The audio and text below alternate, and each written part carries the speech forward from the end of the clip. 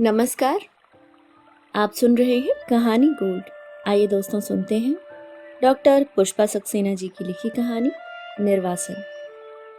Tie ढीली कर ऋषि पलंग पर पड़ गया। उसके माथे की लट हटाती नेहा ने झुककर प्यार से पूछा, थक गए ना, चाय मंगाऊं? नहीं यार, बस तुम पास आ जाओ, चाय की गर्मी मिल जाएगी। छी, बड़े बेशर्म हो, घर में सब क्या सोचेंगे? इसमें सोचने की क्या बात है, कुछ नया तो हो नहीं रहा, बल्कि सब खुशी होंगी। जमाई राजा उनकी बिटिया रानी पर इस तरह फिदा है, ठीक कहा ना? अच्छा जी, जैसे कोई एहसान कर रहे हैं। नेहा ने मान दिखाया। एक बात समझ में नहीं आई, यह तुम्हारे इलाके में बच्चों तक को आप कहकर क्यों बुलाते हैं? इसलिए कि हमारे यहाँ सबको आदर दिया जाता है। दिल्ली की तरह तू तड़ाक की बोली हमारे इलाके में नहीं चलती। ओह, अब समझा। पर शादी के पहले तो मेरा तू पुकारना बड़ा प्यारा लगता था जनाब को। वो तो अब भी अच्छा लगता है, पर सच बताऊं, पहली बार बस कंडक्टर की धारा प्रवाह गालियों ने मुझे डरा दिया था। क्या लच्छेदार भाषा थी। क्यों, ऐसा क्या कह दिया था? छुट्टे पैसे के लिए नाराजगी सहो, और अगर गलती से अपने बाकी बचे पैसों के लिए तकाजा कर दिया तब तो शामत ही आ गई समझो। पैसों के लिए ऐसा ही बवाल था तो छुट्टे लेकर चढ़ता। काहे को भौंक रहा है? जा जा, घर में जनानी तेरा इंतजार कर रही होगी। बेकार जान से जाएगा। यही सब सुनती थी ना? ऋषि मजे से मुस्कुरा रहा था। इतना सब क्या डराने को काफी नहीं है? ऋषि की मुस्कुराहट पर नेहा विस्मित थी। सच नेहा, तुम्हारे उस मासूम डरे सहमे चेहरे पर ही तो मरमिटा था। दिल्ली की लड़कियों में अलग दिखती थी। एमबीए करने आई नेहा का ऋषि से परिचय बस स्टॉप पर ही हुआ था। बिहार के मिथिलांचल की नेहा की सादगी ऋषि को भा गई। गर्मियों में पसीने की गंध में नहाई बस में दोनों का प्रेम पींगे भरता रहा। जगह न मिलने पर खड़े रहकर भी प्यार भरी बातें चलती रहती। अगर नेहा को सीट मिलती तो उसकी सीट के पास खड़े रहना ऋषि का फर्ज बन जाता। खड़े खड़े कभी नेहा के बाल सहलाना या पीठ पर हाथ धरना ऋषि को नितांत स्वाभाविक लगता। बस में रोज साथ जाने वालों के लिए ऋषि की यह दीवानगी आदत बन गई थी, और नए लोग मुस्कुराकर प्यार का मजा लेते। एमबीए पूरा करने के बाद ऋषि के प्रयत्नों से नेहा को उसके कार्यालय में ही जॉब मिल गया था। उदार माता पिता नेहा और ऋषि के प्यार में बाधा नहीं बने। ऋषि की सौतेली माँ को उसके विवाह में कोई रुचि नहीं थी। ऋषि के आग्रह पर पिता दोनों को आशीर्वाद देने जरूर आ गए थे। विवाह का होल हल्ला ऋषि के मित्रों ने बखूबी निभाया। अंततः उनका दोस्त प्रेम में विजयी जो हुआ था। विवाह के बाद शिमला में हनीमून मनाकर लौटी नेहा को पिता का पत्र मिला था। नई गृहस्थी शुरू करने से पहले कुलगुरु का आशीर्वाद लेने दोनों को पैतृक गांव जाना ही चाहिए। ऋषि को भी गांव दर्शन से ऋषि को भी गांव दर्शन में रुचि न होते हुए भी गांव जाना पड़ा था। गांव पहुंचे ऋषि ने प्रस्ताव रखा था। सुना है पास में एक सुंदर झील है, कल हम वहां बोटिंग के लिए चल सकते हैं। नो ऋषि, कल हम यहाँ के मंदिर देखने चलेंगे। ओह नो, मंदिरों में मेरी कोई दिलचस्पी नहीं, बहुत देख रखे हैं। नहीं ऋषि, यहाँ के मंदिरों की सादगी में जो सच्चाई है वो दिल्ली के तड़क भड़क वाले मंदिरों में नहीं मिलेगी। प्लीज चलो ना। अब आपके इलाके में हूं तो हुक्म की जरूरत कैसे कर सकता हूँ? जहां कहेंगी यह गुलाम साथ जाएगा। चलो, अपने इलाके में रहने का एडवांटेज कहीं तो मिला। वैसे यहाँ की मशहूर लड़की रही हूँ, कॉलेज की डिबेट्स में हमेशा फर्स्ट आती थी। नेहा के स्वर में गर्व की खनक थी। आपकी बहादुरी के आगे बंदा सिर झुकाता है। अब तो खुश है मेरी सरकार। ऋषि की नाटकीय मुद्रा पर नेहा खिलखिला उठी। सच तो यह है, ऋषि की ऐसी ही मनभावन बातों ने नेहा का मन जीत लिया था। बस स्टॉप पर सामान्य बातचीत से बढ़कर दोनों के बीच प्रेम का अंकुर कब पुष्पित पल्लवित होने लगा, नेहा जान भी न सकी। अपनी क्लास खत्म कर नेहा जब भी बस स्टॉप पहुंचती, ऋषि को प्रतीक्षा में खड़ा पाती। कभी बस की प्रतीक्षा में खड़ा पाती, कभी बस की प्रतीक्षा में ठंडा कोक लिए खड़े खड़े काफी देर हो जाती। पर दोनों के खिले चेहरे कोक से मिली ताजगी के प्रतीक बन लोगों को आकृष्ट करते। दूसरी सुबह मिथिलांचल के मंदिर दिखाती नेहा उत्साहित थी। दूध से उजले चेहरे को मुक्त दृष्टि से देखता ऋषि अचानक पूछ बैठा, एक बात बताओ नेहा, यहाँ हर जगह जानकी के ही मंदिर क्यों है, राम मंदिर क्यों नहीं है?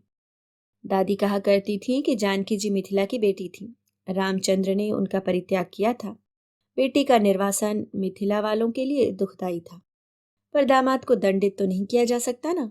सो अपना आक्रोश मिथिलावासियों ने इस तरह प्रकट किया है, जिस दामाद ने उनकी बेटी को त्यागा उस दामाद को बेटी के साथ मंदिर में स्थापित नहीं करेंगे।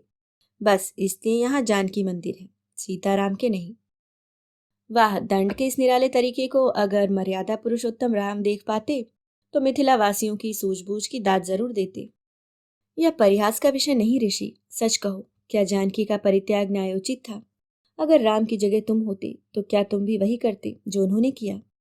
बिल्कुल नहीं। अगर यह भी जान पाता कि गलती मेरी नेहा की है, फिर भी हजार बार हाथ जोड़ अपनी पत्नी को घर में रानी बनाकर रखता। नेहा को कंधे से पकड़ अपने पास लाने के ऋषि के प्रयास में मुक्ता ने बाधा डाली थी। चलिए जीजा जी, नीचे सब लोग इंतजार कर रहे हैं। मुझे तो लगा कहीं आप दीदी को किसी मंदिर में देवी बना स्थापित न कर दें। उस स्थिति में तुम्हें मेरे साथ चलना होगा, क्योंकि अब अकेले रहने की तो आदत छूट गई है। ऋषि के परिहास पर मुक्ता लजा गई और नेहा हंस पड़ी। एक सप्ताह हंसी खुशी में बीत गया। बहुत जल्दी अपनी वाक्पटुता के कारण ऋषि सबका चहेता बन गया। दिल्ली वापस जाती नेहा को सीने से लगा मारो पड़ी। नम आंखों से दामाद से विनती की थी। वैसे तो जब से पढ़ाई के लिए घर से बाहर गई तब से नेहा हमसे दूर रही, पर अब तो हमारा इस पर कोई अधिकार नहीं रहा। इसे प्यार से रखना बेटा। आप चिंता न करें अम्मा जी, नेहा को कभी किसी तरह की शिकायत का मौका नहीं मिलेगा। छोटी बहन मुक्ता के सिर पर प्यार से हाथ धर नेहा ने दिलासा दिया था।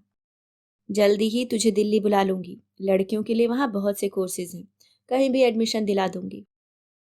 हाँ, यह ठीक रहेगा। वैसे भी आपके बाबूजी ने हमारे लिए इतना बड़ा घर खरीद दिया है कि जगह ही जगह है।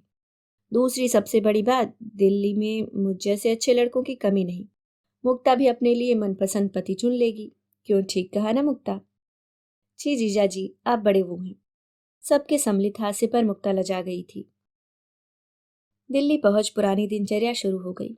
फर्क बस इतना था कि अब बस की जगह ऋषि का स्कूटर आ गया था। नेहा के साथ ऋषि का एकाकी जीवन परिपूर्ण हो गया था। कभी ऋषि माँ बाप का लाडला इकलौता बेटा था। माँ की मृत्यु के बाद जब पिता ने दूसरी शादी कर ली तो ऋषि बहुत अकेला पड़ गया। विमाता और उनके बच्चों के साथ ऋषि रिश्ता नहीं जोड़ सका। पिता ने कभी उसका मन समझने का प्रयास ही नहीं किया। ऋषि का अतीत उसे कभी कभी उदास कर देता।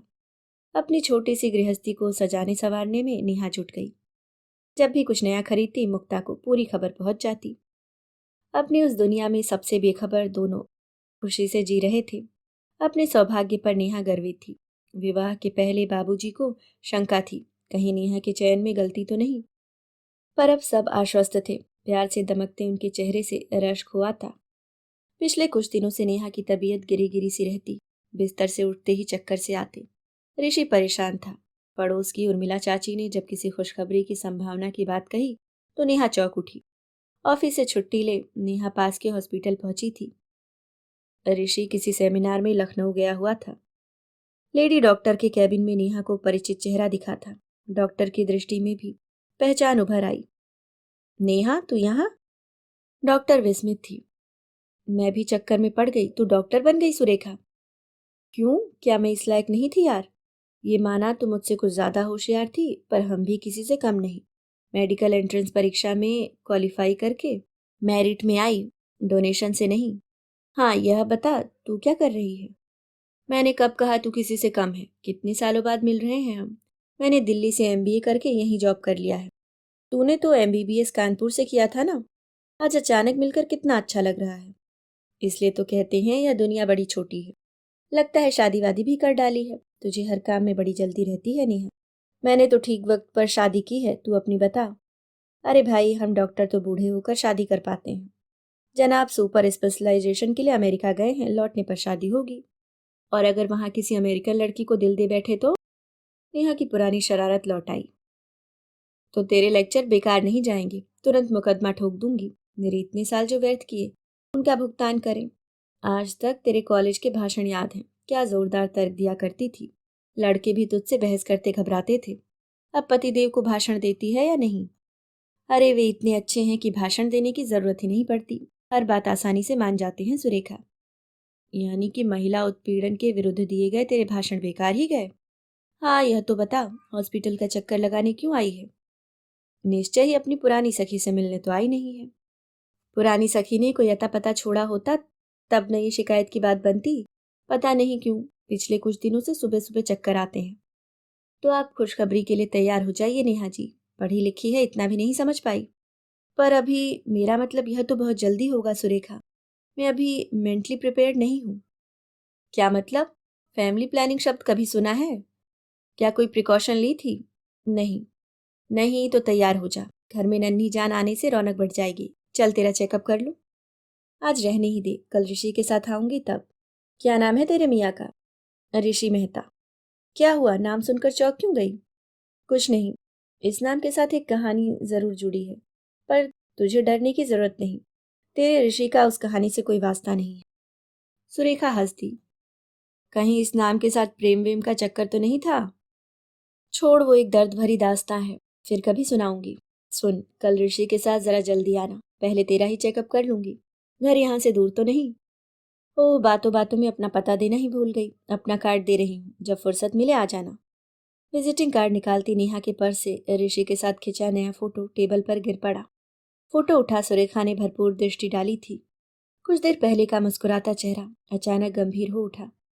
क्या यही तेरा हबी है? हाँ, क्यों? ऋषि को पहचानती है? नहीं। अपने को सामान्य बनाए रखने में सुरेखा को काफी प्रयास सा करना पड़ रहा था।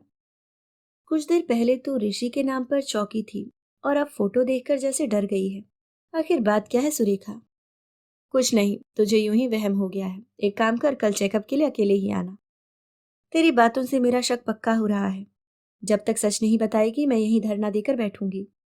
जिद मत कर नेहा, देख बाहर दूसरे पेशेंट वेट कर रहे हैं। मैं सच जान कर ही जाऊंगी। नेहा के स्वर में जिद थी। मुझे कुछ नहीं कहना नेहा, तू घर जा। रुखाई से अपनी बात कहे। सुरेखा ने अगले पेशेंट को बुलाने के लिए घंटी बजाई थी।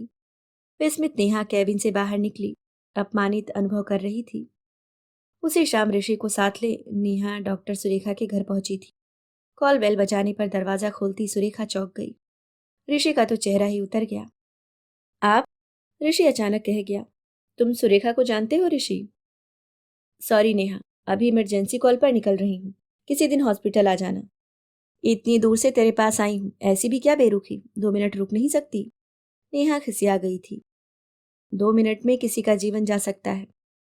आप तो यह बात अच्छी तरह समझते हैं ना Rishi ji. Hope you don't mind. Surekha के स्वर में व्यंग पर नेहा चौंक उठी थी। घर लौटता ऋषि एकदम चुप पड़ गया था। नेहा पीछे ही पड़ गई। तुम दोनों के बीच क्या घटा है? जब तक नहीं बताओगे चैन से नहीं सो पाऊंगी। बता देने पर भी चैन से ना सो पाओगी तो क्या करोगी नेहा? जब तक सच नहीं जान लेती इस घर में सांस नहीं ले सकूंगी ऋषि। तुम्हें सच बताना ही होगा। सच बस इतना है, मेरे साथ पढ़ने वाली दिव्या प्यार में धोखा खा बैठी थी।